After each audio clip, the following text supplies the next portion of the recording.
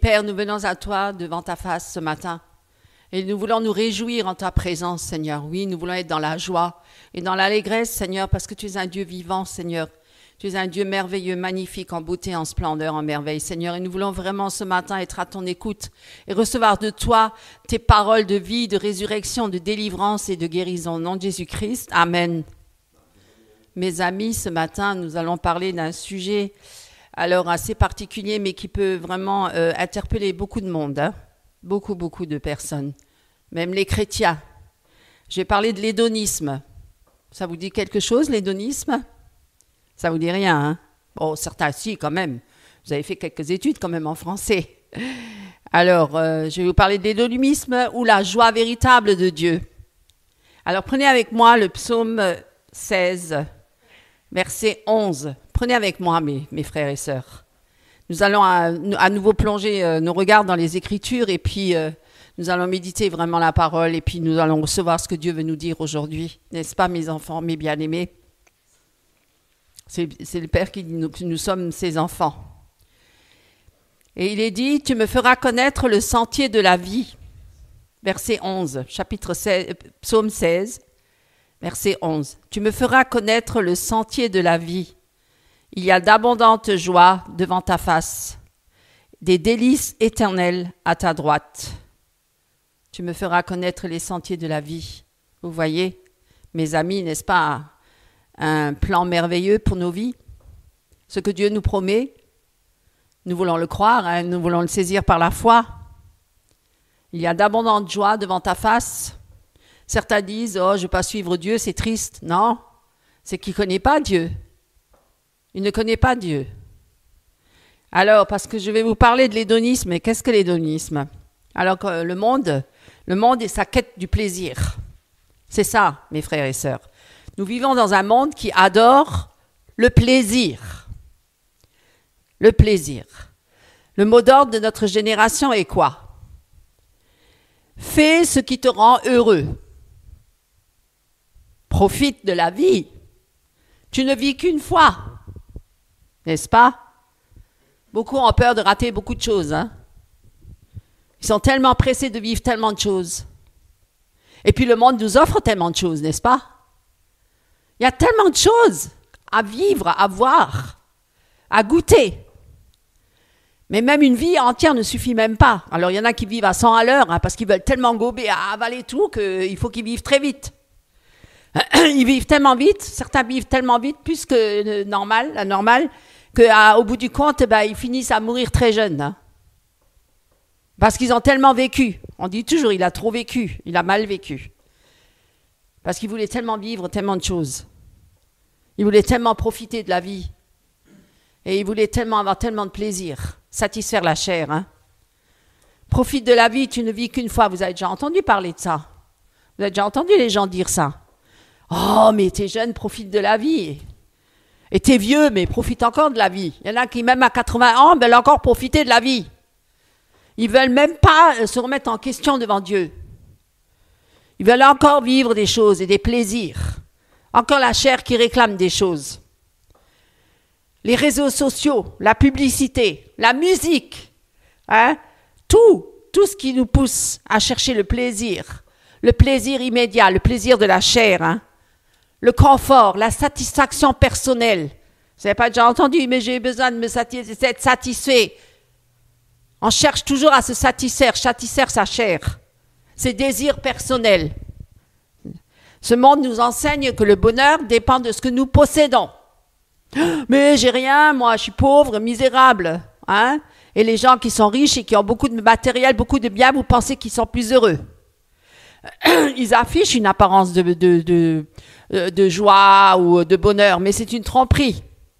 Parce qu'au fond de leur cœur, ils ne sont pas plus heureux que le pauvre qui n'a rien, sauf qu'eux, ils ont les moyens matériels, financiers pour se satisfaire. L'hédonisme, hein, se satisfaire, se faire plaisir, se faire beaucoup de bien, beaucoup de plaisir pour la chair.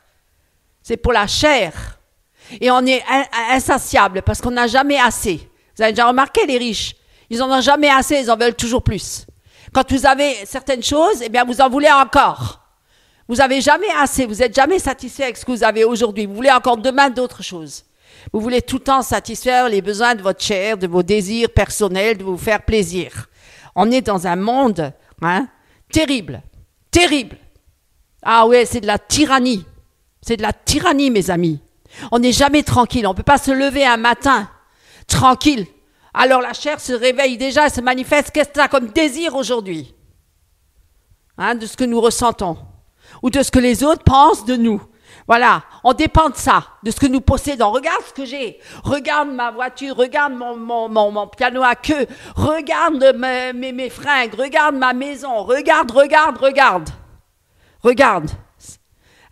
Nous voulons montrer ce que nous avons, ce que nous possédons. Et ça nous donne une certaine notoriété. Ça nous donne une certaine gloire. Les gens nous estiment à cause de ça, à cause du matériel. De ce que nous ressentons ou de ce que les autres pensent de nous. Nous sommes toujours à la quête de savoir qu'est-ce que les autres pensent de nous. Celui qui veut chercher à plaire aux hommes, il plaira pas à Dieu. Et celui qui cherche la faveur des hommes ne peut pas plaire à Dieu. Beaucoup cherchent la faveur des hommes. Beaucoup cherchent à plaire aux hommes. Beaucoup veulent être reconnus. Beaucoup veulent être connus par les hommes, pas par Dieu. On dira Dieu fait avec, Dieu l'est avec. Ah bon? T'es sûr, mon ami? Mais dans cette quête effrénée, c'est une quête effrénée. Je vous dis, c'est de la tyrannie, effrénée du plaisir. Que ce soit au niveau sexuel aussi, il y en a qui recherchent le plaisir sexuel à l'extrême. Les positions classiques, ça les intéresse même plus. Il faut toujours qu'ils aillent rechercher d'autres choses, d'autres explorations sexuelles, d'autres moyens sexuels possibles. Ils vont tellement loin dans la sexualité que ça devient une sexualité dépravée, corrompue, abominable devant Dieu, jusqu'à aller coucher avec des hommes ou avec des femmes ou même avec des animaux. Ça va tellement loin parce qu'il est toujours à la quête du plaisir effréné. L'échangisme et tout ça. La pornographie. Mais pourtant, tous ces gens-là qui cherchent tellement ce plaisir effréné et qui courent derrière ça jour et nuit. La chair qui s'agite.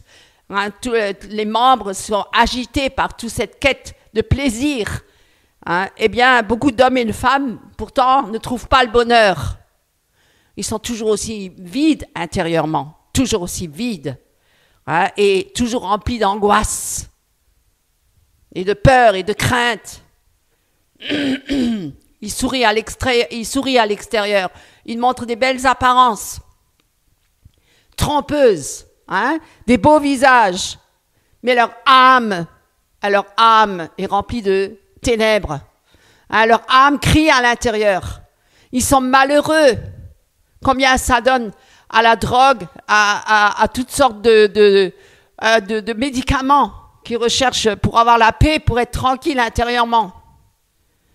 Car le plaisir du monde, mes amis, je vous le dis aujourd'hui, c'est ça la vérité. Le plaisir du monde ne comble pas un cœur. Les plaisirs du monde ne comblent pas le vide du cœur de l'humain. Le seul qui peut remplir ça, c'est Dieu et rien d'autre. C'est pas l'alcool, c'est pas la drogue, c'est pas le sexe, c'est pas le plaisir, tout le matériel de ce monde qui va combler votre cœur. Et la musique, bien sûr, mais de tous les plaisirs du monde, le sport, ou certains le travail, et toutes les formes de culture, l'art en général, ça comblera jamais un cœur. La seule chose qui peut combler un cœur, c'est cette relation intime et profonde avec Dieu, notre Créateur, celui qui nous a donné le souffle de vie. Il n'y a rien d'autre qui pourra remplacer ça. Rien d'autre ne pourra remplacer ça. Sachez-le. Alors, on est en quête effrénée de plaisir dans ce monde. Et le diable, il connaît la faiblesse de l'homme. Il a de quoi lui offrir. Il y en a pour tous les goûts et toutes les couleurs. Si ça, tu n'as pas envie, non, ou là, je ne veux pas aller, non, je ne m'aventure pas là, attention, je suis chrétien, je ne vais pas aller là. Oui, mais là, tu t'aventures là aussi, tu es à côté. Là aussi, tu tombes dans le piège du diable.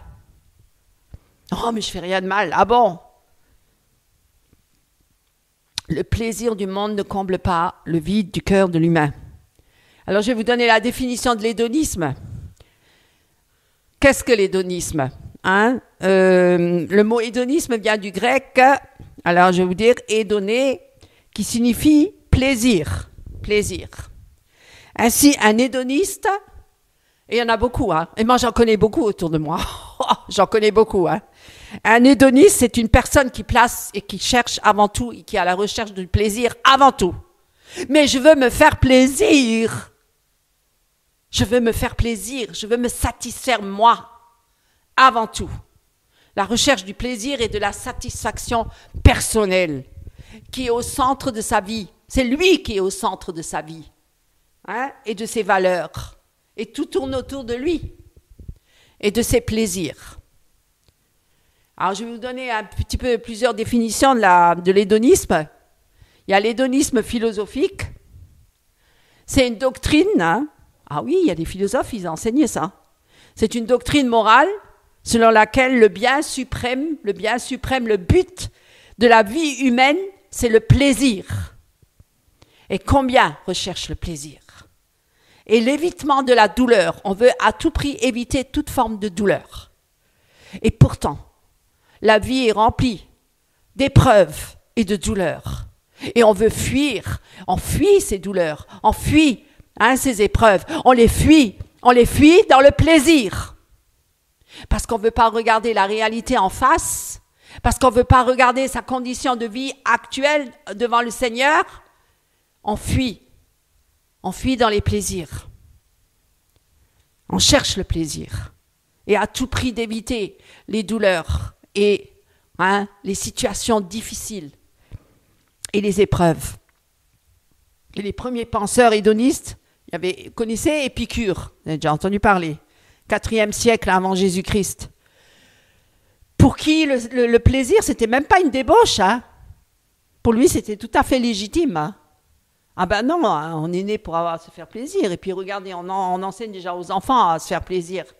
À tous les niveaux. Hein. Je veux. Surtout pas privé, surtout pas de frustration. Hein. La frustration, ça c'est pas bon, hein, parce que ça fait pas plaisir à la chair. On veut pas être frustré dans la vie. On veut avoir tout et tout de suite. Et quand on n'a pas tout ça, on est malheureux. Hein. On n'est pas heureux. Alors, pour le plaisir, pour lui, c'est pas une débauche. Débauche de la sensation. On recherche des sensations fortes. Ah, je vais écouter une musique qui va m'emporter dans l'au-delà. Mais la tranquillité de l'âme, hein? Et il y en a d'autres qui ont pensé que le plaisir immédiat, c'était le but de la vie. Je veux tout de suite. Je veux parce que je veux me faire plaisir. Je peux pas, si je sens que je ne satisfais pas ce que j'ai désiré là, eh ben, je ne vais pas être heureux tant que je ne l'ai pas. Et une fois que je l'ai, eh ben, voilà, après du coup ça m'apporte moins de plaisir. Ah, je désire cette femme-là, je la veux, je veux. Et une fois que tu as couché avec, il y en a même qui ont le dégoût après de ça. Il dit, ce fut un plaisir, un moment instantané, mais après c'est fini. C'est même le dégoût et l'amertume qui vient une fois que vous avez consommé le péché. Vous voyez, le diable, il vous pousse au plaisir. Hein? Oh, je vais la boire, ma bonne bière, là, je vais la boire parce que je vais me faire plaisir. Oh, je vais me faire plaisir, je vais manger ce mets-là, succulent, je vais me remplir l'estomac avec ça. Et après, j'ai mal au ventre et je ne suis pas bien. Je mange trop. Les excès de table. Oui, vous voyez, il y a plein de choses comme ça. Je veux cette voiture, je veux ceci, je veux cela, ça va me faire plaisir. J'ai besoin de satisfaire mon désir, c'est d'avoir un plaisir. Vous avez déjà remarqué, après il roule la voiture qui coûte 100 000, 100, 200 000 euros, et puis finalement, est-ce que ça vous apporte un plaisir? Sur le moment peut-être 5 minutes. Mais après, c'est fini. Vous êtes comme les enfants. Vous avez déjà vu les enfants? On leur donne un jouet. Ils jouent avec 5 minutes et après, il est déjà de côté, il a déjà la marre. Il veut déjà un autre jouet. La convoitise du cœur. C'est un péché, hein? On n'est jamais satisfait. On veut toujours plus. Oh, la femme que j'ai là, elle devient vieille et grincheuse. J'en veux une nouvelle. Vous voyez? Même au niveau humain, les relations humaines sont même tachées de cette quête effrénée de plaisir. Oh, elle ne m'apporte plus de plaisir, elle. J'en veux une jeune, là, ou celle-là, elle est Voilà, vous voyez, ou celui-là, il est vieux, là, il est grincheux. Vous voyez, l'homme insatisfait, éternellement insatisfait. L'homme pécheur. L'homme pécheur. Alors Dieu nous pointe là-dessus. Hein? C'est l'homme qui décide ce qui est bon ou mauvais pour lui. C'est pas Dieu, c'est l'homme. C'est l'homme. C'est l'homme qui se met à la place de Dieu. C'est ça, hein? Il est souvent à la recherche des plaisirs. Sexualité, luxe, le confort. Oh, il y en a qui aiment tellement le confort. Et le luxe, vous avez déjà vu certaines personnes, comment elles sont installées chez elles? C'est d'un luxe incroyable et d'un confort. Et ils se complaisent dans ce confort. Tout leur corps jouit de ce plaisir de pouvoir s'étaler sur un sofa à 50 000 €. Vous voyez un peu comment l'homme il est. Il a besoin de ça. La gastronomie, aller manger dans les restaurants de luxe, se satisfaire la bouche, hein, comme on dit, satisfaire son estomac. Toujours la recherche du plaisir. Voyager pendant toute l'année, faire des voyages partout, se faire plaisir, et après raconter ses voyages, etc., etc. C'est une philosophie qui est centrée sur soi. Carpe diem, ça veut dire profite du jour présent. Demain, tu mourras. Profite, sans se soucier des conséquences à long terme de votre vie. Un jour, il y a un homme qui arrive à 90 ans, il dit « Oh, ma vie, elle est passée trop vite. Je n'ai plus aucun plaisir. Je ne ressens plus rien, j'ai envie de mourir parce que la vie, à quoi bon? Ça ne sert plus à rien, je ne peux plus me satisfaire. » Un homme sans Dieu.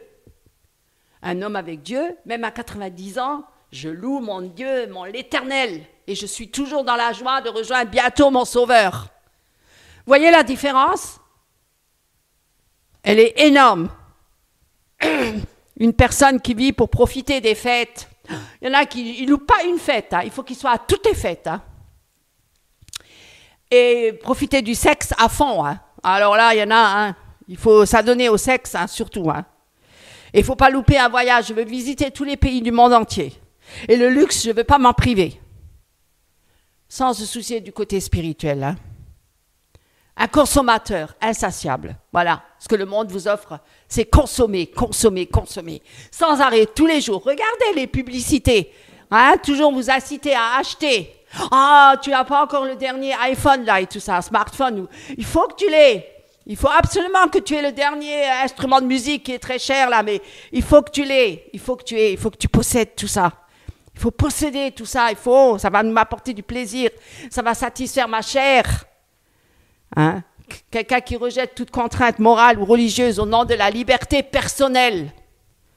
Mais j'ai le droit de me faire plaisir. Laisse-moi me faire plaisir. L'hédonisme, c'est cette philosophie qui dit le but de la vie, c'est de se faire plaisir et d'éviter la souffrance et de profiter tant qu'on peut, tant que je peux. Si je peux encore vivre 10 ans, 20 ans, je vais encore me faire plaisir. Ah bon? C'est vivre selon la chair, selon nos désirs naturels, ce que le monde entier fait, ce que tous les hommes font, sans se soucier de Dieu. Ni du bien, ni du mal. Bon, on peut être religieux. Hein. Tous les dimanches, je vais à la messe ou je vais au culte, c'est pas important, c'est pas grave. Hein. Oui, bon, je pense à Dieu de temps en temps. Oui, mais même je pense à Dieu, mais Dieu, il n'est pas contre que je me fasse plaisir. Je vis pour moi. L'hédonisme, il dit vit pour lui. Je vis pour moi et je me satisfais d'abord moi. Mais le croyant, il dit quoi, le croyant? Celui qui est engagé avec Christ, il dit quoi? Il dit que je renonce à ma vie, je porte ma croix et je vis pour Dieu. Et là est toute la différence qui s'établit. Vous voyez? Qu'est-ce qu'elle dit la Bible sur les plaisirs du monde? Je vais vous en parler. L'hédonisme, vu à la lumière de la Bible, elle adopte une perspective presque opposée à celle de l'hédonisme. Pour Dieu, le but de la vie, ce n'est pas de rechercher notre propre plaisir. Il ne nous a pas sauvés pour ça. Il ne nous a pas sauvés pour qu'on se fasse plaisir.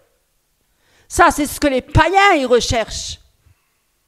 À satisfaire leurs désirs et leurs plaisirs. Vous le voyez autour de vous. Et si vous êtes frustré, mon ami, si vous êtes frustré, alors retournez dans le monde. Mais ne vivez pas moitié par-ci, moitié par-là, parce que ça, c'est être tiède, et les tièdes, Dieu les vomira de sa bouche, il vaut mieux être bouillonnant ou être froid. Mais il ne faut pas être entre les deux. Si tu désires encore les choses de ce monde, si tu désires encore ce que les païens y vivent, eh bien alors retourne dans le monde ou alors repens-toi. Pour Dieu, le but de la vie, ce n'est pas de rechercher notre propre plaisir. Est-ce que Jésus, le Seigneur Tout-Puissant, qui est venu parmi les hommes, Dieu parmi les hommes, est-ce qu'il a recherché son plaisir? Est-ce que Paul a recherché son plaisir? Vous croyez qu'il avait du plaisir à se retrouver en prison, à se faire taper dessus, à se faire cracher dessus, moquer? Vous croyez que Jésus, il avait un plaisir à être crucifié sur la croix?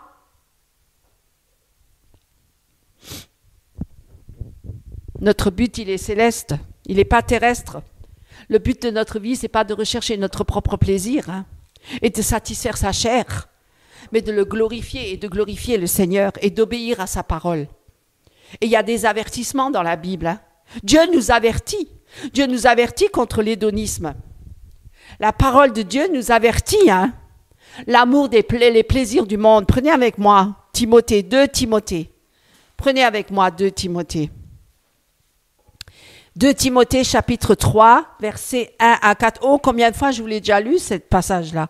Mais on n'arrêtera pas de le relire, je crois. Il faut relire et méditer la parole tous les jours, jour et nuit. Oh, je dois le faire aussi. Que le Seigneur nous aide, que le Seigneur nous aide. Nous sommes vraiment dans des temps très mauvais. Les temps de la fin, les temps sont difficiles, mes amis. Il faut vraiment regarder à Jésus, parce que ce monde-là, il est corrompu. Ce monde-là est trompeur et mensonger. Corruption des derniers jours. Sache, 2 Timothée chapitre 3, versets 1 à 4. Sache que dans les derniers jours, il y aura des temps difficiles. Des temps difficiles. Vous voyez, il n'a pas dit des temps faciles, des temps difficiles. Car les hommes seront égoïstes. Oh oui, qu'ils sont égoïstes. Oh oui, les hommes sont tellement centrés sur eux-mêmes, à satisfaire leur chair, sont tellement égoïstes. Amis de l'argent. Oh oui, qui sont amis de l'argent. Plus on a d'argent, plus on en veut. Et puis on veut toujours satisfaire ses besoins et ses désirs. Et puis on s'élève avec l'argent. Regardez les gens riches dans ce monde. Ils ont le pouvoir et ils ont l'argent. Parce qu'ils ont l'argent, ils ont le pouvoir. Vous voyez? C'est eux qui dirigent le monde. Amis de l'argent. Et ils en veulent toujours plus. Partout où ils passent, ils font du business. Fanfaron. Pas sérieux, Ça rigole, ça fait n'importe quoi, fanfaron. Hautain, oui, les gens sont de plus en plus hautains, orgueilleux, tellement imbus de leur personne, blasphémateurs, rebelles à leurs parents, ingrats, irréligieux, insensibles, déloyaux, calomniateurs, toujours dire du mal sur tout le monde, intempérants, qui ne savent pas se tenir, cruels, ennemis des gens du bien. Ah oui, ennemis du gens du bien, traîtres, ils sont traîtres, ils trahissent, emportés, enflés d'orgueil, aimant le plaisir plus que Dieu. Vous voyez, aimant le plaisir plus que Dieu, ayant l'apparence de la piété. Ah, voilà la tromperie. Mais reniant ce qui en fait la force. Et qu'est-ce qu'il dit Dieu là? Il nous avertit, éloigne-toi de ces hommes-là. Ne reste pas avec eux. Vous voyez? Alors, n'aimez pas le monde. Prenez avec moi 1 Jean. Encore un autre passage. 1 Jean, chapitre 2. Prenez avec moi 1 Jean. 1 Jean, chapitre 2, versets 15 à 17. J'ai aussi déjà souvent lu ce passage-là. N'aimez point le monde. N'aimez point le monde ni les choses qui sont dans le monde. Vous voyez? Si quelqu'un aime le monde, l'amour du Père n'est point en lui. Car tout ce qui est dans le monde, la convoitise de la chair, la convoitise des yeux et l'orgueil de la vie ne vient point du Père, mais vient du monde. Et le monde passe et sa convoitise aussi. Mais celui qui fait la volonté de Dieu demeure éternellement. Vous voyez, l'hédonisme qui vit pour lui-même, tandis que le croyant, il vit pour Dieu. L'amour des plaisirs du monde, c'est de l'idolâtrie moderne. C'est l'homme qui se met à la place de Dieu. Même Ecclésiaste, prenez avec moi Ecclésiaste, qu'est-ce qu'il dit Ecclésiaste? Vanité des vanités, hein, Ecclésiaste. C'est Salomon, hein, qui était très riche, qui avait donc tous les biens de la terre. Ah ouais, lui, il était gâté, hein. Il avait tout, hein, tout. Et qu'est-ce qu'il dit? J'ai dit en mon cœur, Ecclésiaste, chapitre 2, verset 1. J'ai dit en mon cœur, allons, je t'éprouverai par la joie et tu goûteras le bonheur. Et voici, c'est encore là une vanité. J'ai dit au rire insensé et de la joie, à quoi sert-elle? Je résolus en mon cœur de livrer ma chair au vin, ou à la bière, ou à toutes sortes d'alcool, hein. Tandis que mon cœur me conduirait avec sagesse et de m'attacher à la folie jusqu'à ce que je visse ce qu'il est bon pour les fils de l'homme de faire sous les cieux pendant le nombre des jours de leur vie. J'ai exécuté de grands ouvrages. Lui, il a tout fait, hein. Salomon, il a tout fait, hein. Je me bâtis des maisons, je me plantai des vignes, je me fis des jardins et des vergers, et j'y plantai des arbres à fruits de toute espèce. Je me créai des étangs pour arroser la forêt ou croisser les arbres. J'achetai des serviteurs et des servantes, et j'eus leurs enfants nés dans la maison. Je possédais de troupeaux de bœufs, enfin, etc., etc. Il avait tellement de richesses et des brebis, plus que tous ceux qui étaient avant moi dans Jérusalem. Je m'amassai de l'argent et de l'or, et les richesses des rois et des provinces. Je me procurais des chanteurs et des chanteuses, vous voyez, la musique, et les délices des fils de l'homme, des femmes en grand nombre. Je devins grand, plus grand que tous ceux qui étaient avant moi dans Jérusalem, et même ma sagesse demeura avec moi. Et voici, tout est vanité et poursuite du vent, et il n'y a aucun avantage à tirer de ce qu'on fait sous le soleil. Pardon. Vous voyez, il n'y a aucun avantage à tirer de ce qu'on fait sous le soleil. Ça ne veut pas dire qu'il faut rien faire, qu'il faut rester fainéant, qu'il faut redevenir un cas social. Non, absolument pas. Il faut travailler de ses mains. Celui qui ne travaille pas ne mange pas. Il ne faut pas tout prendre à la lettre et puis ne pas réfléchir, parce que la Bible, c'est tout l'ensemble. C'est pas que un parti, un texte et puis ça s'arrête là. Il faut bien comprendre ce que je vous lis là. Parce que certains vont dire, ah ben alors je travaille pas, je fais rien de mes mains, je fais rien de rien, je reste chez moi, je bouge pas, et puis voilà. C'est pas ça ce que ça veut dire, mes amis. Non. Dieu, voilà. Donc là, déjà, l'Ecclésiaste lui-même, il a réalisé que tout est vanité sur vanité, parce que si tu attaches ton cœur à toutes ces choses-là, c'est ça qui est grave, hein? De ne pas aimer le monde. Et là, je vais vous dire, oui, Dieu ne condamne pas le plaisir en soi. Il a créé le sens, la beauté et la joie. Nous avons des émotions, nous avons des sentiments, le rire et tout ça, bien sûr. Mais il condamne le plaisir sans Dieu.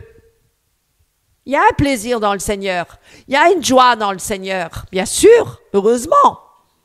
Hein? Mais ça, c'est pas la même joie, c'est pas le même plaisir. C'est pas du tout la même chose que ce que le diable nous propose dans le monde.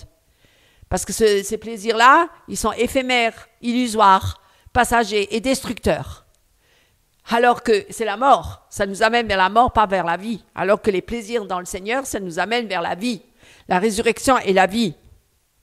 Le plaisir pour le plaisir, ça devient une idole, ça devient un Dieu. Quand le plaisir devient ce Dieu, eh bien nous perdons la vraie joie. Vous avez déjà entendu certains, je ne suis pas heureux, je ne suis pas satisfait, j'ai besoin de me satisfaire, je n'ai pas encore trouvé le bonheur, je n'ai pas le bonheur, je ne suis pas heureux, je ne suis pas heureux. Bon, mais oui, mais mon frère, ma sœur, va chercher dans le plaisir et le bonheur dans le Seigneur. Et tu auras une réelle joie, un réel bonheur profond. Peu importe les circonstances, peu importe les épreuves de ta vie, peu importe ce que tu vis, tu seras toujours dans cette joie et ce bonheur avec le Seigneur. Même quand Paul était en prison, il louait Dieu. Alors, il y en a qui sont enfermés, qui sont torturés, pourtant ils louent Dieu. Vous imaginez ? Alors Salomon qui a tout goûté, richesse, femmes, il en a eu des femmes, le vin, la bière, les fêtes, tout ce que vous voulez, a fini par dire dans Ecclésiaste, j'ai tout expérimenté, parce que lui il a vraiment expérimenté, mais tout cela est vanité et poursuite du vent. Voilà, l'hédoniste aux yeux de Dieu, l'hédoniste vit selon ses propres désirs, selon sa chair, selon ses désirs d'humain déchu. Et d'ailleurs, prenez avec moi Romains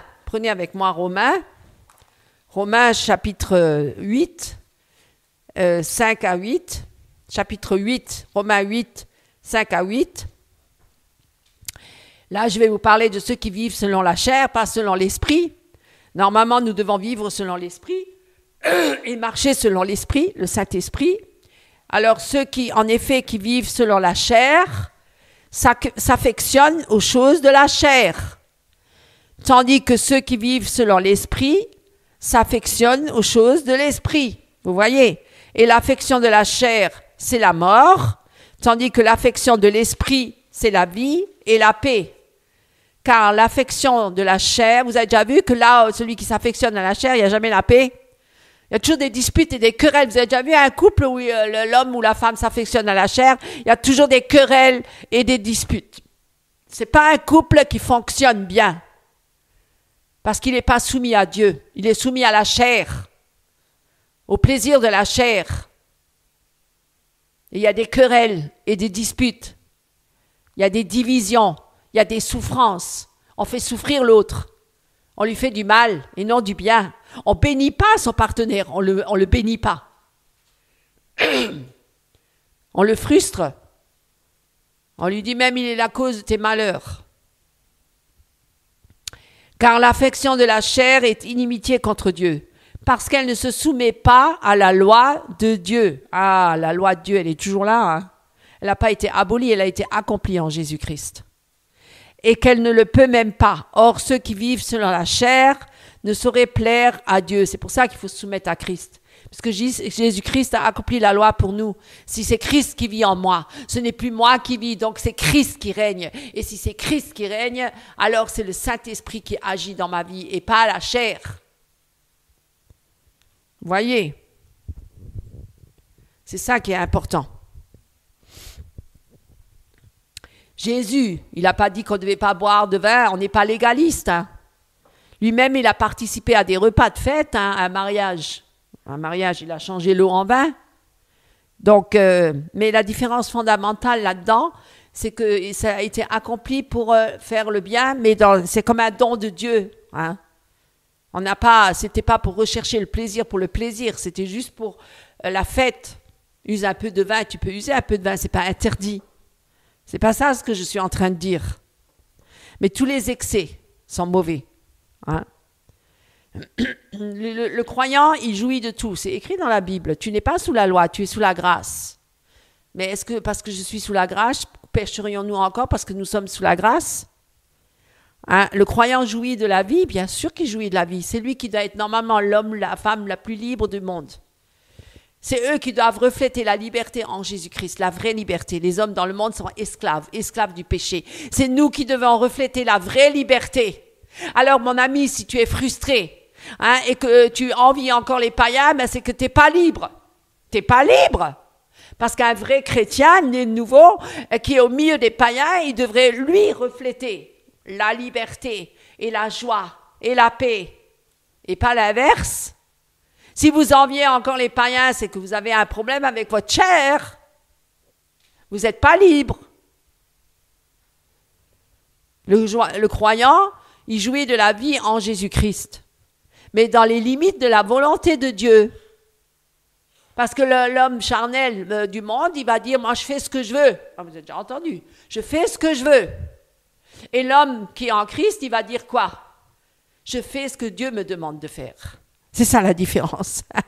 Je fais ce que la volonté de Dieu. Quelle est ta volonté, Seigneur? Et avec reconnaissance, il est reconnaissant envers Dieu de tout ce qu'il lui donne. Hein? Voilà. Dieu nous donne en abondance selon sa volonté. Dieu peut rendre quelqu'un riche, ça c'est pas un problème. C'est pas forcément une tare d'être riche. Mais si tu es riche, ça sera pour la richesse pour les autres, pour distribuer ta richesse à d'autres. C'est pas pour la garder pour toi, c'est pas pour te faire plaisir et te ramener plein de plaisirs personnels. Ça sera peut-être pour ouvrir des centres de soins pour les malades, ce sera peut-être pour faire des orphelinats, ça sera peut-être pour faire beaucoup de choses, mais pour le bien de ton prochain. Bien sûr que tu auras une maison, tu ne vas pas vivre dans une cabane. Même si tu as de l'argent, tu vas t'acheter une maison, bien sûr, ce n'est pas le problème, mais pas 50 000 maisons. Hein? Pas des grands palaces où tout le monde vient baiser vos pieds. Hein? Alors, L'hédonisme aux yeux du monde, vous voyez, on admire celui qui réussit. C'est vrai? Non? Vous regardez, hein, vous enviez quelqu'un qui a réussi. Vous dites, ah, lui, il est heureux. Il a atteint le niveau que moi, je voulais atteindre, que je n'ai pas réussi. Combien il y en a qui deviennent chrétiens, ils sont frustrés, parce qu'après, ils disent, ouais, lui, il a réussi, regarde, mais moi, je n'ai pas réussi. Moi, maintenant, je suis un pauvre type. Ah bon? Toi, tu es sauvé, tu as la vie éternelle. Lui, il est dans le monde encore, il est dans les ténèbres. Pourquoi tu l'envies, mon frère? Pourquoi tu l'envies, ma sœur? Pourquoi tu l'envies? Ils sont perdus. Ils sont perdus, même s'ils ont un succès et une gloire sur la terre. C'est pas ça, être en Christ. Certains disent, ah, c'est un don de Dieu, Dieu me l'a donné. Non, non, non, c'est pas un don de Dieu, un don de Dieu. Non, non, arrêtez de dire des choses comme ça. Ce sont les gens qui recherchent leur propre gloire et qui sont glorifiés par les hommes. Ok, ils ont peut-être de l'argent, ok, pour un temps, ils vivent bien. Peut-être bien, peut-être, pendant quelques années sur la terre. Mais un jour, ils vont mourir. Combien vous avez vu de musiciens qui avaient énormément de succès, qui sont morts aujourd'hui? Ils sont morts sans Christ. Sans Christ. Où est-ce qu'ils sont à l'heure actuelle? Hein? Pas seulement à 27 ans, la série des 27 ans, ok? Le club des 27. Mais il n'y a pas que cela. Il y a combien de musiciens qui meurent avant l'âge? 50 ans, 60 ans, c'est jeune encore. Moi, j'ai déjà dépassé l'âge. Vous vous imaginez, je devrais déjà être morte depuis... Et non, il y en a qui sont morts. Hein? C'est vrai. C'est vrai, ils meurent trop jeunes. Beaucoup trop jeunes. Parce qu'ils s'adonnent tellement à leur passion et à leur vice, et à leur plaisir, et à la gloire des humains, les hommes. Ils vont vous applaudir quand vous serez en enfer. Est-ce que vous croyez que vous avez encore du succès quand vous serez en enfer?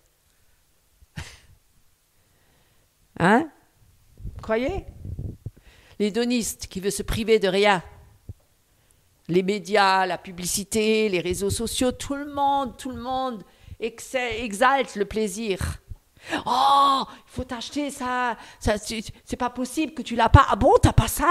Ah bon, mais t'es arriéré, mais t'es vieux jeu, mais comment c'est possible que t'as pas le dernier smartphone ou le dernier, je sais pas quoi, là, ordinateur ultra sophistiqué? Les plaisirs immédiats. Faut avoir tout, il faut tout posséder. La beauté du corps, waouh! Il y en a qui font un culte du corps, hein. Waouh, il faut pas, surtout pas vieillir. Alors ça, on n'a pas le droit de vieillir. Hein. Alors surtout pas les femmes, alors là, c'est une catastrophe. Une femme qui vieillit, voie de garage. Plus rien à foutre ici, là, et surtout pas en image. Hein. On veut que des jeunes. Des jeunes beautés, bien moulées, bien formées. Et si t'es pas bien moulé, bah, va te remouler là, chez les chirurgies esthétiques, va te remouler le visage, la tête, le corps, tout. Hein, mettre partout des tatouages, si vous voulez, encore pour faire la décoration. Etc. Et vous voyez, on fait le culte du corps, pour avoir le plaisir de se regarder et que les autres vous regardent. Oh, qu'est-ce qu'elle est belle, waouh! Et lui, qu'est-ce qu'il est beau, mon Dieu! Hein, vous voyez, hein, le culte du corps.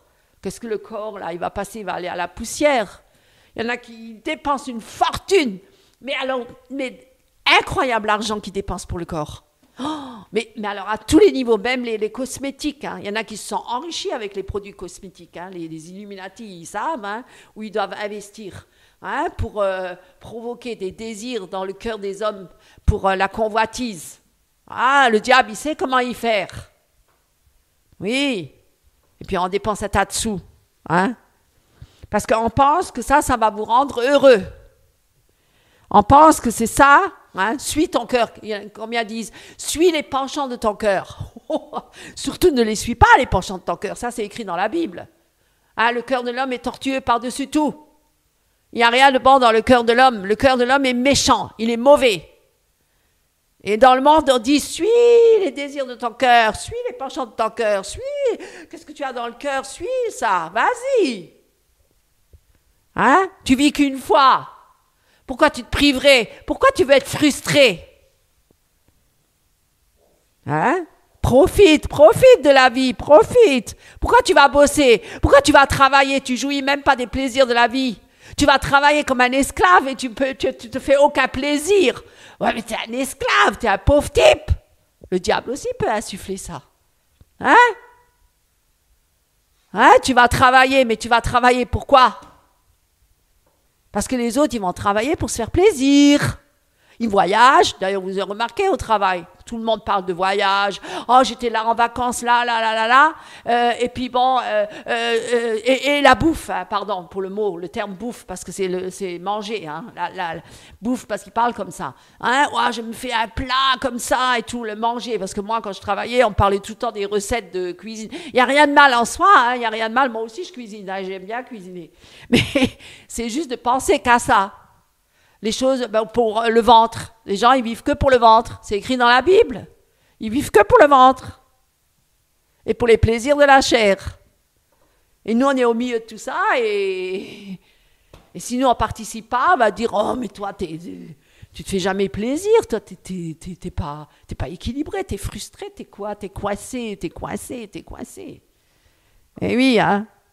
Et dans Proverbe, pourtant on dit, Proverbe 14, vous le lirez chez vous, telle voie paraît droite à l'homme, mais son issue c'est quoi? C'est la voie de la mort. Vous voyez? Les hommes, ils se conduisent eux-mêmes, ils se dirigent eux-mêmes et veulent faire leur propre volonté, leur plaisir, et puis cette voie, ils croient qu'ils sont justes, et finalement ça aboutit à la mort. Eh oui, c'est ça, la conclusion. Hein? Alors que si on est en communion avec Dieu, eh bien, il y a une paix intérieure qui ne vous quittera jamais. Et les rapports au plaisir, ils vont être complètement différents, croyez-moi. Même si vous vous privez de certains plaisirs, ça ne vous laisse pas dans un goût amer ou de frustration. Si vous avez encore des frustrations parce que vous n'avez pas satisfait vos désirs là, ben c'est que vous n'êtes pas mort à vous-même et vous n'êtes pas né de nouveau, vous n'êtes pas converti à Christ, vous êtes un faux chrétien.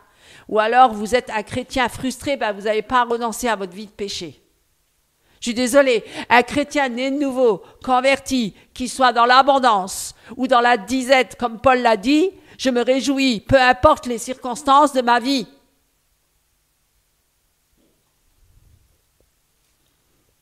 C'est vrai, c'est ça la vérité.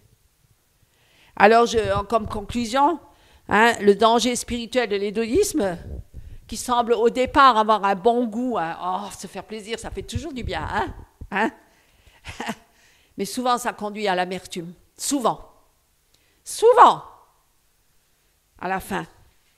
Parce que le plaisir sans Dieu, c'est comme un fruit qui est en apparence beau. Vous voyez, c'est comme Adam et Ève dans le jardin d'Éden.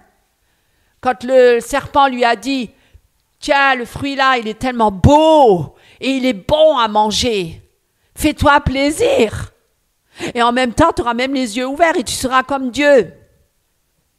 Ah ben là, je vais goûter, hein, je vais me faire plaisir. Ça paraît tellement beau en apparence, à l'extérieur, le plaisir. Hein?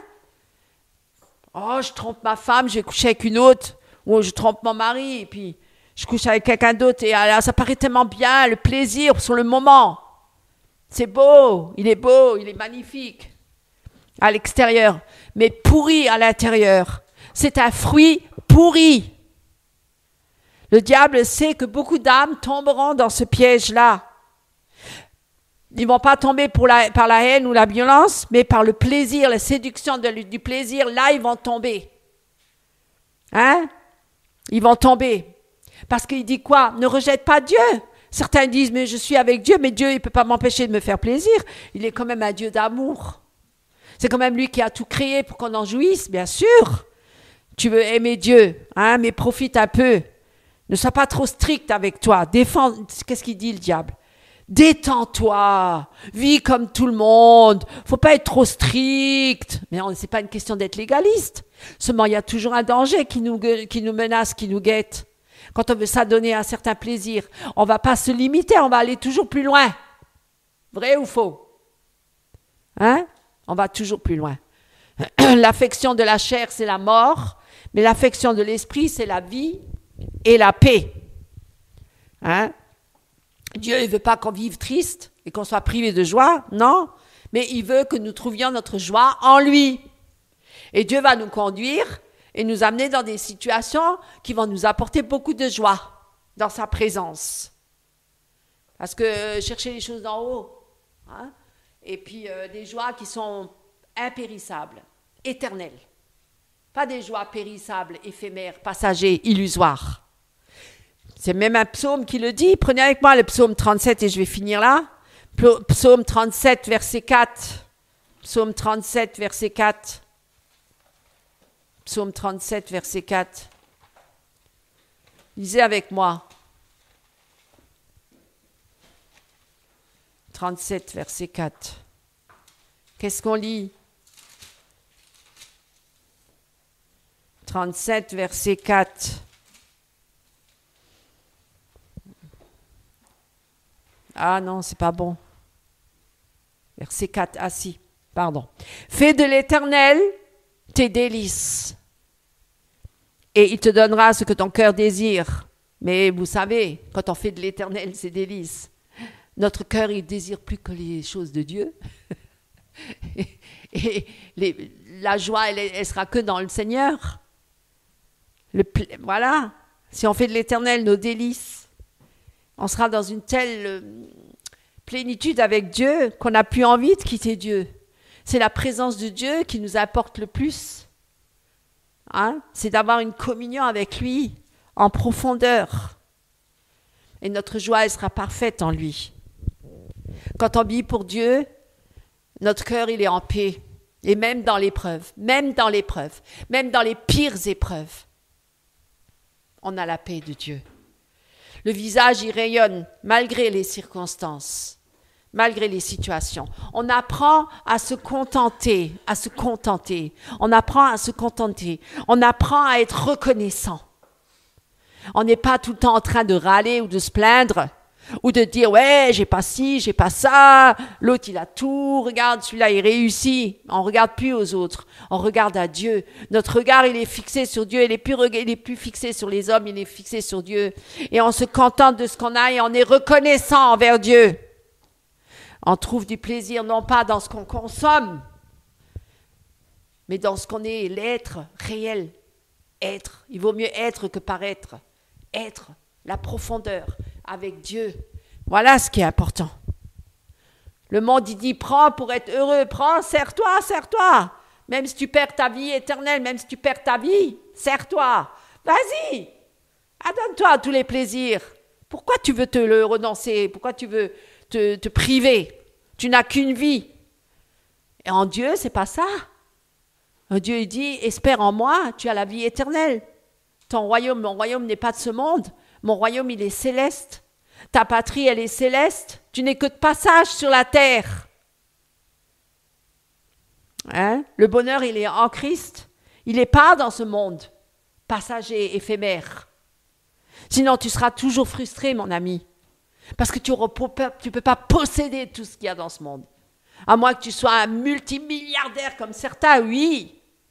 Et d'ailleurs, il est dit dans la parole de Dieu, il est difficile pour un riche de rentrer dans le royaume de Dieu. Hein, de nos jours, on dit même que le riche, il est chrétien. Bon, ça reste à voir. Hein? Quand on me dit, tu me feras connaître les sentiers de la vie, il y a d'abondantes joies devant ta face. Le vrai bonheur ne se trouve pas dans les plaisirs de ce monde, mais dans la relation vivante avec le Créateur. C'est ça le plus important, mes amis. Croyez-le moi. Je peux vous le garantir, c'est la vérité. Moi, le monde ne vous apportera rien. Ce monde-là, il est contraire à Dieu. Il est à l'opposé de Dieu. Le monde entier est sous l'emprise du malin. Tournez-vous vers Christ. Et là, vous trouverez le vrai bonheur, la vraie joie, la vraie vie. Elle est en Christ. Je suis la résurrection et la vie. Nul ne vient au Père que par moi. Qu'est-ce que c'est quelques plaisirs par rapport à l'éternité? Pourquoi vous allez gâcher votre vie pour quelques plaisirs éphémères, passagers, qui vont vous détruire et qui détruisent tout ce qu'il y a autour de vous? Tout ce que Dieu vous donne, vous le détruisez parce que vous recherchez votre plaisir personnel.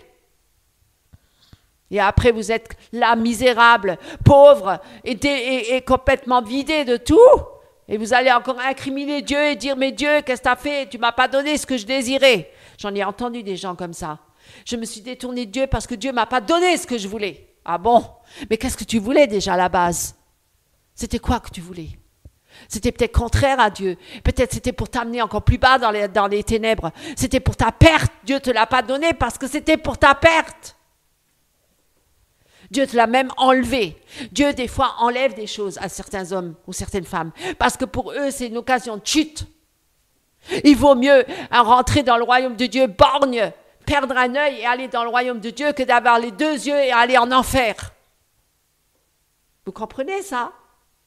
Des fois, Dieu nous enlève des choses. Non pas pour nous faire du mal ou pour nous frustrer, mais c'est parce que c'est une occasion de chute pour nous. Oui, donc il préfère nous l'enlever. Parce que Dieu est bon. Il est plein d'amour pour nous. Il veut nous sauver. Il veut qu'on soit avec lui éternellement dans sa présence. Il ne veut pas qu'on se perde dans ce monde de folie. Mes amis, que Dieu vous bénisse. Amen. Bonjour mes frères et sœurs en Christ. Ce matin, prenons ensemble dans la parole de Dieu, Luc chapitre 7, versets 1 à 10. Le titre s'intitule « La foi du centenier ». Après avoir achevé tous ses discours devant le peuple qui l'écoutait, Jésus entra dans Capernaum. Un centenier avait un serviteur auquel il était très attaché et qui se trouvait malade, sur le point de mourir. Ayant entendu parler de Jésus, il lui envoya quelques anciens des Juifs pour le prier de venir guérir son serviteur. Ils arrivèrent auprès de Jésus et lui adressèrent d'instantes supplications, disant « Il mérite que tu lui accordes cela, car il aime notre nation et c'est lui qui a bâti notre synagogue. » Jésus, étant allé avec eux, n'était guère éloigné de la maison quand le centenier envoya des amis pour lui dire « Seigneur, ne prends pas tant de peine, car je ne suis pas digne que tu entres sous mon toit. C'est aussi pour cela que je ne me suis pas cru digne d'aller en personne vers toi. Mais dis un mot et mon serviteur sera guéri. Car moi qui suis soumis à des supérieurs, j'ai des soldats sous mes ordres, et je dis à l'un va, et il va, à l'autre viens, et il vient. Et à mon serviteur fais cela, et il le fait. Lorsque Jésus entendit ces paroles, il admira le centenier, et se tournant vers la foule qui le suivait, il dit « Je vous le dis même, en Israël, je n'ai pas trouvé une aussi grande foi. » De retour à la maison, les gens envoyés par le centenier trouvèrent guéri le serviteur qui avait été malade. Amen. Jésus guérit le serviteur d'un officier romain. Je n'ai pas trouvé en un autre livre qu'une personne dénommée Jésus-Christ qui guérit. Il n'y a que Jésus-Christ qui peut guérir. Ayez la foi du centenier, et il vous guérira aussi. Moi, en tout cas, il m'a guéri. Soyez richement bénis et à dimanche prochain. Amen. Bonjour frères et sœurs en Christ, chers amis, chers invités, chers internautes.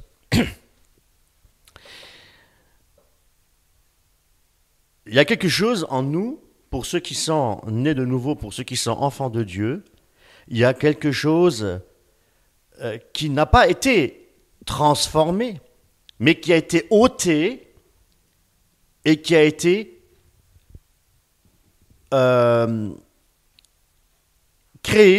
créé de nouveau en nous. De quoi s'agit-il?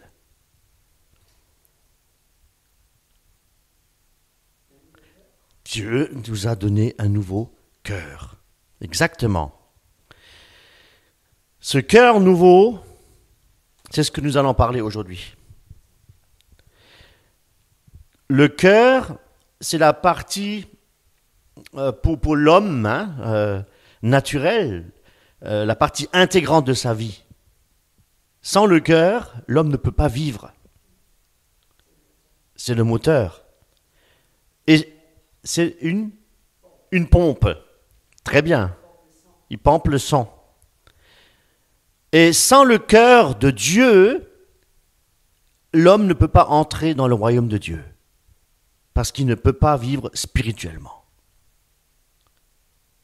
Et le cœur C'est pour ça qu'il nous a donné un nouveau cœur qu'on appelle le cœur de chair. Et la question que le Seigneur veut nous poser aujourd'hui, elle est très simple, mais ô combien importante, très importante. Et le Seigneur nous pose la question ce matin, as-tu reçu un nouveau cœur? Alors, avant nous, si nous avons reçu un nouveau cœur, nous sommes passés par la régénération. Par la régénération. Alors, sommes-nous régénérés par l'Esprit de Dieu? Donc c'est une action de l'Esprit, bien entendu.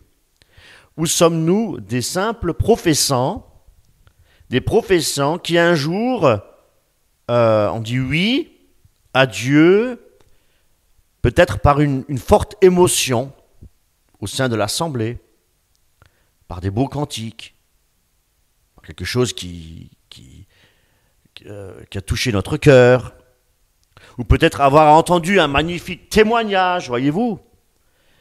Et parce que nous avons peut-être été élevés aussi depuis tout petit dans un foyer chrétien, peut-être papa pasteur. Hein. Cependant, avons-nous réellement expérimenté une relation intime avec le Seigneur? Je ne suis pas en train de vous parler de quelque chose de spectaculaire, hein, mais quelque chose d'intérieur, de très fort, une action de l'Esprit. La promesse de Dieu, un cœur nouveau et un esprit nouveau. Nous allons dans Ézéchiel. Prenons ensemble Ézéchiel au chapitre 36. Versets 26-27.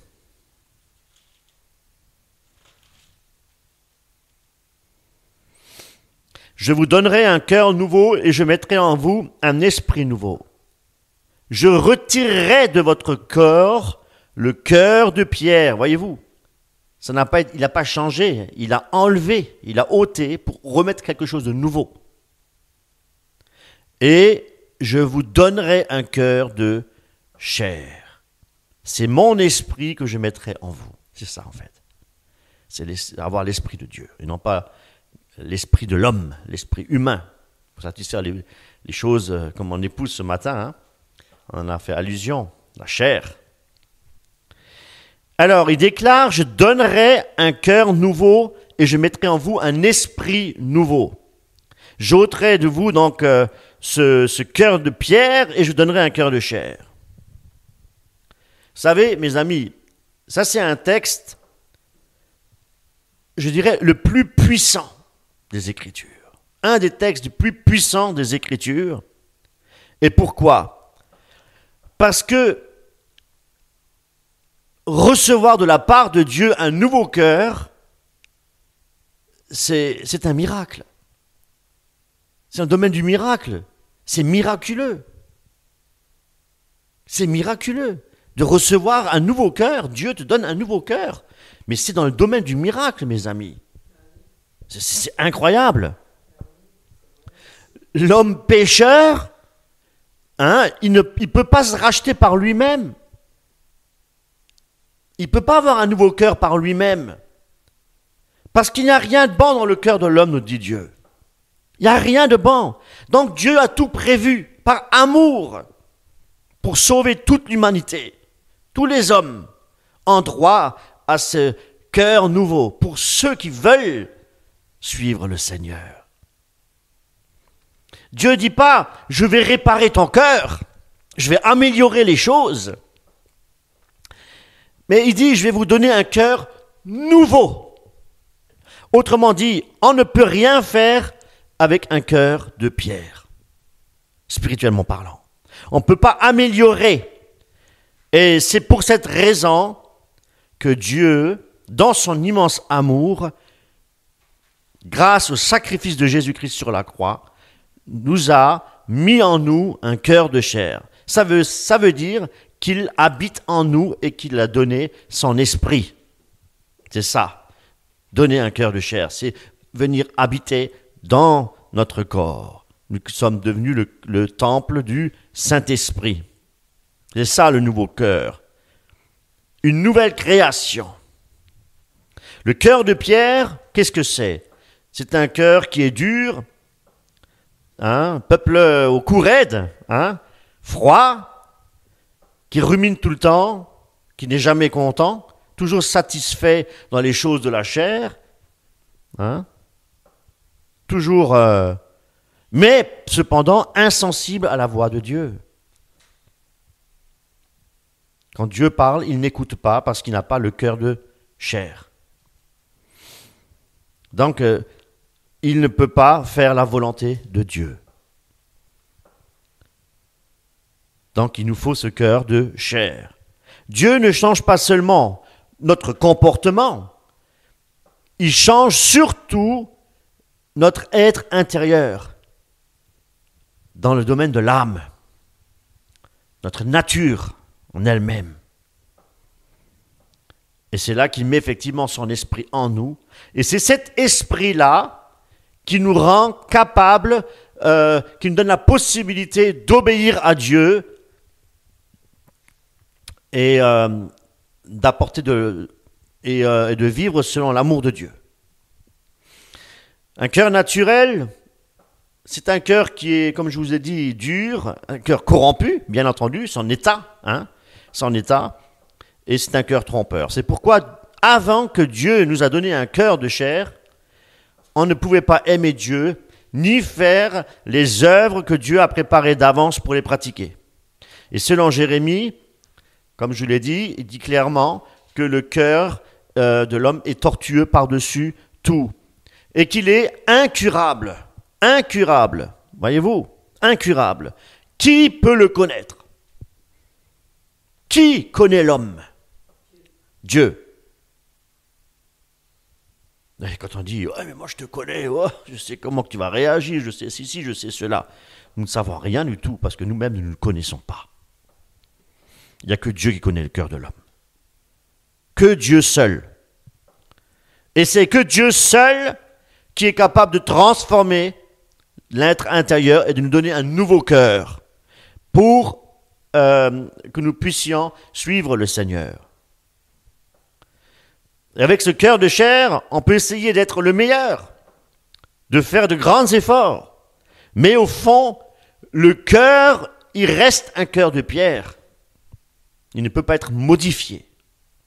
Il doit être arraché, il doit être changé. Et c'est là aussi, mes amis, le problème de beaucoup d'entre nous. Nous avons fréquenté l'église, ou bien nous pouvons plutôt fréquenter les églises. On peut chanter des cantiques, on peut prier, on peut lire la Bible, même d'une manière régulière, et pourtant, on peut faire tout cela sans avoir un cœur changé, sans avoir un cœur régénéré. Et nous sommes là, à ce moment-là, semblables aux vierges folles. Et on peut être des professants, c'est-à-dire des gens qui disent croire en Dieu, mais sans avoir reçu la vie de Dieu en nous pour pouvoir faire sa volonté, à savoir ce cœur de chair. Alors la Bible nous dit que ce sont des gens qui ont l'apparence de la piété, mais qui ont renié la force, la puissance de la piété. Et nous pouvons même tromper les autres, mais Dieu, lui, il regarde le cœur de l'homme, le cœur de l'homme. Et c'est pourquoi Jésus dit aussi dans Matthieu 7, « Ce ne sont pas tous ceux qui me disent Seigneur, Seigneur, qui entreront dans le royaume des cieux, mais seulement celui qui fait la volonté de Dieu. » Alors on pourrait traduire de cette manière-là, ou plutôt sous forme de commentaire. Ce ne sont pas tous ceux qui disent Seigneur, Seigneur, qui entreront dans le royaume des cieux, comme ceux qui font des miracles ou les vierges folles, mais ceux et celles qui ont reçu de moi un cœur de chair qui est capable de faire ma volonté. Voilà. Et c'est pourquoi il y a un réel danger chez les professants qui ne sont pas régénérés par Dieu, par l'action de l'Esprit de Dieu, qui sont les chrétiens de nom, de surface.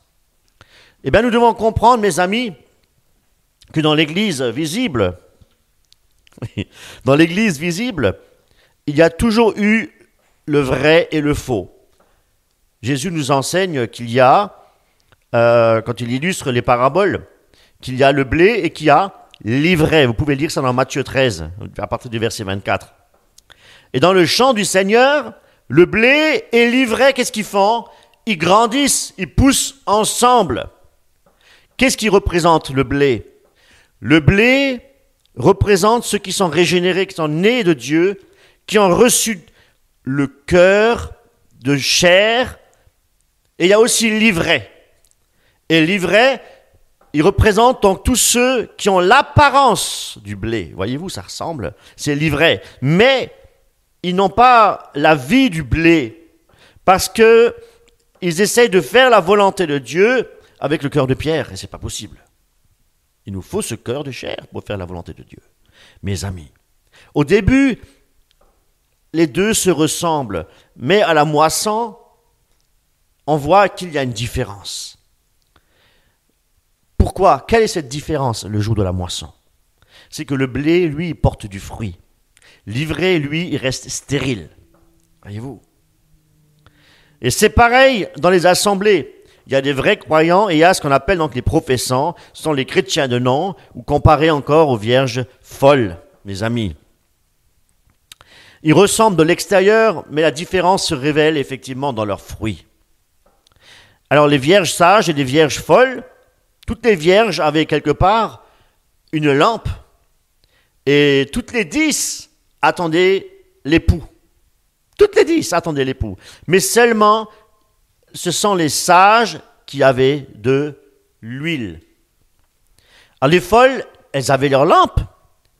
Donc, c'est-à-dire, c'est la forme extérieure de la foi. Mais ils n'avaient pas de l'huile, c'est-à-dire le fruit de l'esprit. C'est vrai, on peut avoir une belle lampe religieuse, parler de Jésus autour de nous, attendre son retour, et pourtant ne pas avoir de l'huile de l'œuvre de l'esprit. Alors nous devons nous poser la question ce matin, avons-nous seulement la lampe ou avons-nous aussi l'huile avec? Sommes-nous juste des professants ou avons-nous réellement la vie de Dieu en nous? Sommes-nous, ou plutôt, je dirais, comment est-ce qu'on peut recevoir un cœur nouveau? Jésus-Christ a dit à Nicodème, si un homme ne naît de nouveau, qu'est-ce qui se passe? Il ne peut pas voir le royaume de Dieu. Si un homme ne naît pas d'eau et d'esprit, il ne peut pas non plus rentrer dans le royaume de Dieu. Dans Jean, chapitre 3, verset 5. Et recevoir un cœur nouveau, c'est naître de nouveau. C'est recevoir la vie du Saint-Esprit dans notre être intérieur. C'est un acte que Dieu seul peut faire. Et c'est pour ça que je disais tout à l'heure que c'est un réel miracle du ciel. C'est un miracle du ciel. Il s'agit d'une œuvre que Dieu seul, vraiment, peut accomplir en nous. Mais comment ça se passe vraiment pour ceux qui n'ont pas un cœur de chair, qui ont encore un cœur de pierre? Nous devons reconnaître notre besoin, premièrement. Nous devons reconnaître que notre état intérieur, avec le cœur de pierre, que nous sommes malades. Nous sommes malades. Nous sommes... La maladie de l'homme incurable, c'est le péché. C'est le péché. Nous sommes malades. Et avec le péché, nous ne pouvons pas accomplir la volonté de Dieu. Nous ne pouvons pas plaire à Dieu. Et c'est ça qui est important pour nous, de reconnaître qu'avec le cœur de pierre, nous devons confesser notre misère spirituelle, mes amis. J'ai besoin d'autre chose. J'ai besoin d'un cœur de chair. Parce que je ne peux rien accomplir pour le Seigneur avec un cœur de pierre. Je reconnais ma misère spirituelle. Je suis rien. Seigneur, j'ai besoin de toi. Voyez-vous? On arrive à la conclusion que nous avons besoin de Dieu. Besoin de Dieu. Et pour avoir besoin de Dieu, nous devons reconnaître notre petitesse. Nous devons reconnaître que nous ne sommes rien. Une vapeur qui passe. Et nous avons juste besoin de fléchir le genou devant le Seigneur, devant l'autorité divine, à travers la repentance, mes amis. La repentance, ce n'est pas simplement dire « Seigneur, je suis désolé, j'ai péché, je suis triste, j'ai fait des fautes, j'ai fait des erreurs, j'ai peut-être commis des graves péchés. Seigneur, je te demande pardon. » Mais c'est aussi un changement de direction. Voyez-vous, métanoïa, un changement de direction. Direction, prendre une direction opposée. Voyez-vous, un demi-tour complet. Un demi-tour complet. Une décision de tourner le dos au péché, au mal, pour tourner nos regards vers Dieu. D'où me vient le secours? Parce que si nous avons les yeux dans la direction où il y a le péché, c'est la mort qui nous attend. C'est dire, Seigneur, je ne veux plus vivre pour moi-même, je veux vivre pour toi. Parce qu'avoir les yeux direction le péché, c'est vivre pour nous-mêmes. Et ça nous mène à la mort. Et avoir les yeux fixés sur Jésus-Christ, ça nous mène à la vie éternelle. Nous devons croire en Jésus-Christ, c'est la foi. La foi en Jésus, c'est croire que lui seul, il est capable de nous sauver et qu'il est capable, lui seul, de transformer notre cœur ou de nous donner un cœur nouveau. C'est la première étape, c'est d'abord avoir un cœur nouveau. Et c'est croire qu'il est mort sur la croix pour nos péchés et qu'il est ressuscité, pas pour lui-même, mais cette résurrection, elle est pour nous. Il est mort à notre place. À cause de nos péchés, Jésus-Christ a dû souffrir. Et à cause de nos péchés, Jésus-Christ, il est ressuscité des morts pour que nous puissions vivre éternellement avec lui. Sans résurrection, mes amis, on demeure dans le péché, on demeure dans l'illusion, voyez-vous. Quand nous croyons vraiment en lui, Dieu opère le miracle intérieur de la régénération. Le fait que Jésus-Christ soit ressuscité des morts, il intercède pour le peuple de Dieu. Il intercède pour toi, il intercède pour moi. Pour nous garder dans sa main. Nous devons donc demander à Dieu de nous donner l'Esprit, son Esprit Saint, tous les jours. On va dire, oui, mais quand tu crois, tu reçois le Saint-Esprit, tu es baptisé du Saint-Esprit. Mais nous avons besoin tous les jours de l'aide de Dieu. Nous avons besoin tous les jours que l'Esprit de Dieu travaille notre cœur. Parce qu'il y a aussi l'esprit du monde, mes amis. Donc, il faut nous demander. Et qu'est-ce qu'il dit Jésus-Christ? Celui qui demande, il reçoit. Si donc, méchant comme vous l'êtes, vous savez demander des bonnes choses à vos enfants, donner des bonnes choses, à combien plus forte raison le Père Céleste donnera-t-il le Saint-Esprit à ceux qui lui demandent? Dieu veut nous donner son esprit. Ce n'est pas forcément pour faire des miracles et des prodiges et des guérisons, parce que beaucoup pensent ça. C'est pas vrai. Oui, si Dieu veut nous donner son esprit, c'est pour être capable de marcher comme lui l'a marché, de porter du fruit pour la gloire de Dieu, pas pour notre gloire, hein, parce que beaucoup font des miracles et des guérisons pour leur propre gloire, pour en être vus, apôtres des nations, et voilà.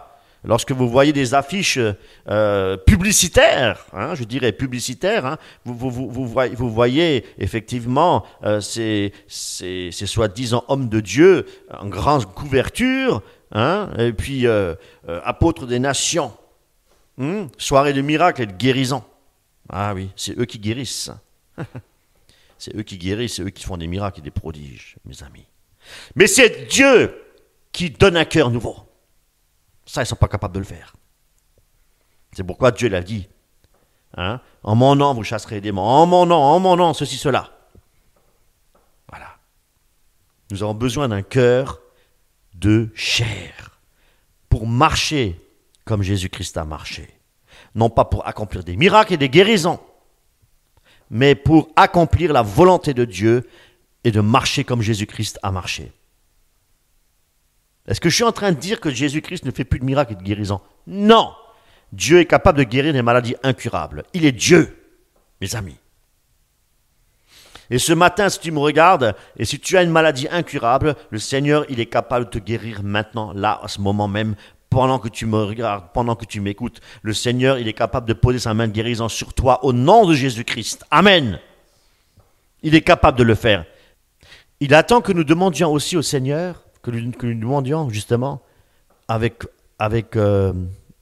foi, aussi la soif de désirer l'Esprit de Dieu, avec un cœur obéissant, pour pouvoir marcher comme il a marché.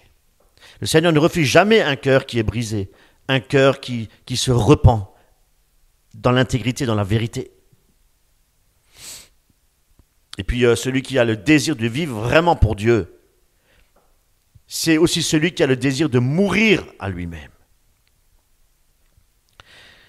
De ne pas faire sa propre volonté, mais de vouloir faire que la volonté de Dieu. Parce que si nous voulons faire la volonté de Dieu, nous devons ne plus faire notre propre volonté. Voyez-vous. Si nous regardons à nous-mêmes, si nous avons des projets personnels, mais qui ne sont pas les siens, eh bien, nous ne pouvons pas lui obéir à 100%. Nous devons tout lui laisser. Il nous a créés tels que nous sommes, corps, âme et esprit, et nous devons tout lui laisser. Il ne doit plus y avoir une seule idole dans notre vie. Plus rien. Nous devons seulement obéir à Dieu. Nous soumettre à sa propre volonté. Et quand Dieu met son esprit en nous, nous devons apprendre à marcher selon son Esprit Saint. La vie chrétienne, elle devient alors une bénédiction pour les autres aussi. Elle devient une marche quotidienne dans l'obéissance et dans la dépendance de Dieu. Ça, nous laisser conduire par l'Esprit de Dieu, nous laisser être repris par l'Esprit de Dieu et nous purifier par l'Esprit de Dieu. Naître d'eau et d'esprit, mes amis, il y a une différence, et c'est une différence que nous devons comprendre. Quand Jésus-Christ dit qu'il faut naître d'eau et d'esprit, qu'est-ce que ça veut dire? Il y a ce qu'on appelle le baptême d'eau. Le baptême d'eau, c'est un signe qui est visible. C'est une confession publique. Et ça veut dire que nous prenons l'engagement de vouloir mourir au péché et de revivre avec Christ.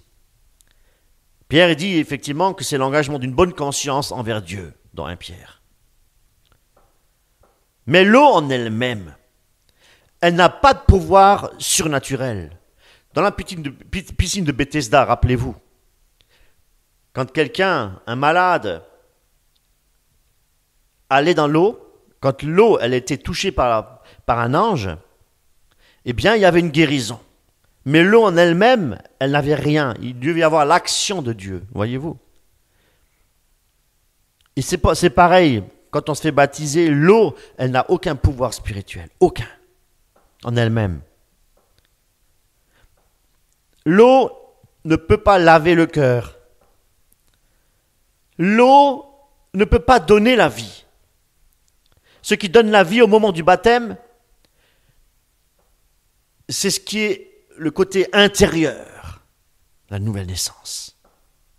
C'est le moment où Dieu met en nous son esprit, où nous devenons enfants de Dieu. Le Saint-Esprit vient habiter dans notre cœur pour nous purifier, pour nous guider et pour vouloir nous transformer. C'est là que nous recevons un cœur nouveau. Et dans Romains, il est dit que si quelqu'un n'a pas l'Esprit de Christ, il ne lui appartient pas. Le baptême du Saint-Esprit n'est pas seulement une expérience, on va dire, émotionnelle, mais c'est une réelle régénération de Dieu, spirituellement parlant. C'est l'Esprit de Dieu qui opère, qui fait de nous une nouvelle créature.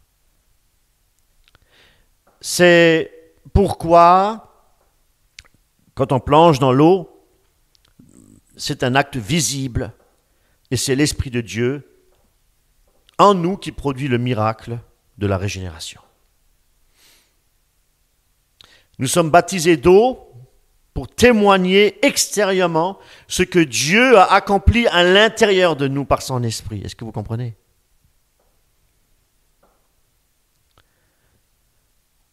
Il peut le faire aussi, il peut donner son esprit, bien entendu, avant de passer par les eaux du baptême.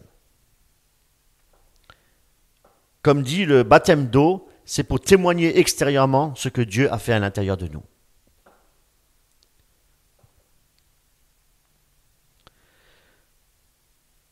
Alors, quand Dieu nous donne un cœur nouveau, c'est quelque chose qui se voit.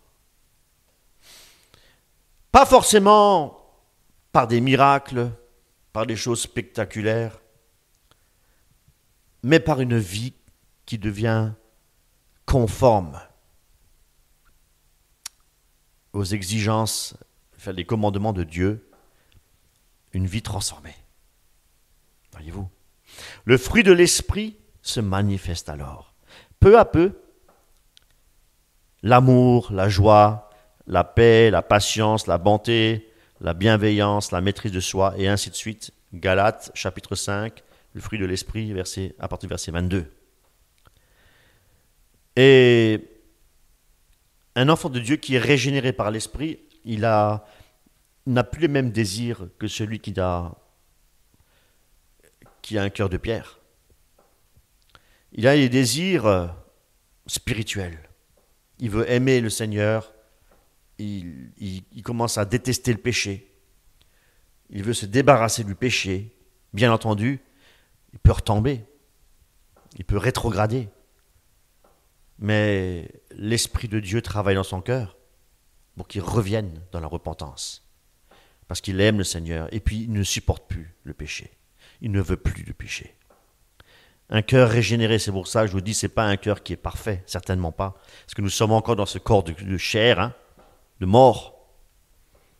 Mais c'est un cœur qui est sensible à Dieu, qui veut écouter Dieu.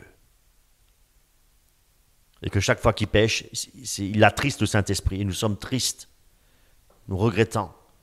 Et nous sommes dans un état nous sommes presque désespérés. Quand un cœur y pêche, c'est un cœur qui souffre. Le cœur de pierre ne peut pas souffrir. Voyez-vous, il est endurci. Mais si Dieu nous a donné un cœur de chair, et lorsque nous péchons, c'est un cœur qui souffre, un cœur qui pleure, c'est Dieu qui pleure, à cause de nos péchés.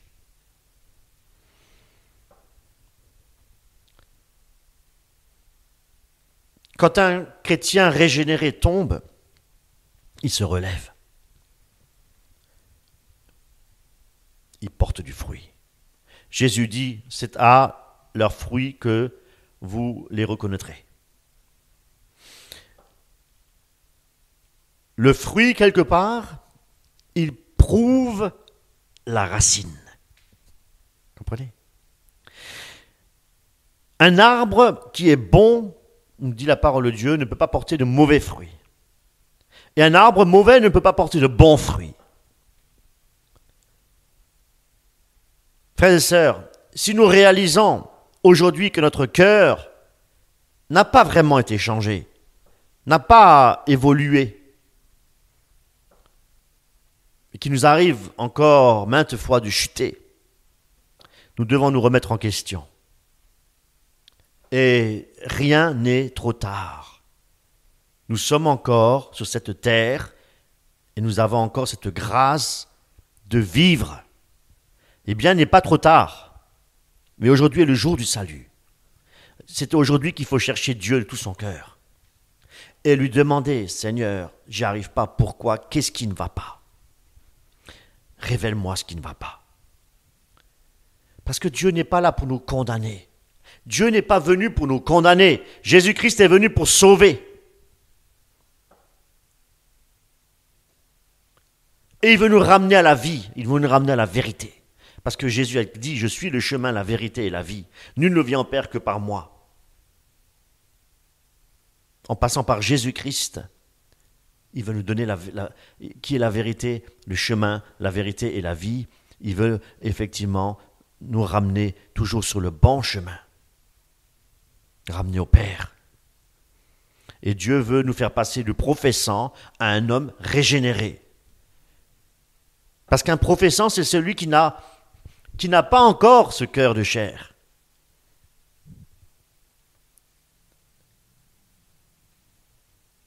Si nous demandons à Dieu un cœur nouveau, il le fera. Parce que c'est une promesse. Et ce que Dieu dit, Dieu n'est pas un homme pour mentir. Il a dit, je vous donnerai un cœur nouveau. Et Jésus a dit, celui qui demande, reçoit. Et Dieu ne donnera pas une pierre à celui qui demande du pain. Ni un serpent à celui qui demande un poisson. C'est les paroles de Jésus, ça. Hein? De même, il ne refusera pas le Saint-Esprit à celui qui le demande. Nous avons besoin tous les jours d'être renouvelés de son esprit. Nous avons besoin de l'Esprit de Dieu pour avancer avec le Seigneur, pour persévérer dans cette nouvelle vie. Et recevoir un cœur nouveau, ce n'est que le commencement. Mais ensuite, effectivement, nous devons apprendre à marcher dans cette nouveauté de vie, à mourir à nous-mêmes, à renoncer à nos mauvaises habitudes, à renoncer à tout ce qui n'est pas conforme à la parole de Dieu. Nous devons nous nourrir des choses de Dieu, nourrir notre cœur de ce nouveau cœur de la parole de Dieu, de l'obéissance, de la prière, la communion, même aussi avec les frères et sœurs dans l'assemblée. Un cœur qui est régénéré a besoin d'être formé. Et je dis tout le temps, nous sommes dans l'école de Dieu. Il doit être purifié tous les jours. Il doit être renouvelé chaque jour. C'est un chemin de renoncement. Un chemin aussi de transformation par l'Esprit de Dieu. C'est ce qu'on appelle la sanctification. Et la sanctification est un processus de l'Esprit sur une vie entière, dans la persévérance. Nous avançons de gloire en gloire pour ressembler de plus en plus à Jésus-Christ. Et Paul dans Philippiens nous encourage effectivement, il nous dit que celui qui a commencé l'œuvre en nous, il la rendra parfaite pour le jour de Jésus-Christ. Donc quelqu'un qui a reçu un cœur nouveau, Dieu va lui donner la force de persévérer jusqu'à la fin pour être sauvé. Et parce qu'il a dit celui qui a commencé, il l'achèvera. Mais le professant croit être chrétien, mais il n'a pas encore ce cœur de chair. Donc il essaiera par ses propres efforts de suivre le Seigneur. Mais il ne pourra pas persévérer jusqu'à la fin, parce que pour persévérer jusqu'à la fin, nous devons avoir un cœur de chair. Alors, nous devons nous examiner, nous disent les Écritures. Avons-nous un cœur nouveau? Avons-nous reçu le Saint-Esprit? Portons-nous le fruit de la vie de Dieu en nous? Si nous sentons que non, mes amis, ce n'est pas une fin en soi, nous ne devons pas nous décourager, mais nous devons aller à Jésus-Christ. Parce que lui seul peut vous donner un cœur de chair. Alors demandons-lui de nous régénérer, de nous donner son esprit, de changer et de nous donner à la place du cœur de pierre un cœur de chair. Et cela, il le fera parce qu'il l'a promis. Que le Seigneur vous bénisse abondamment. Amen.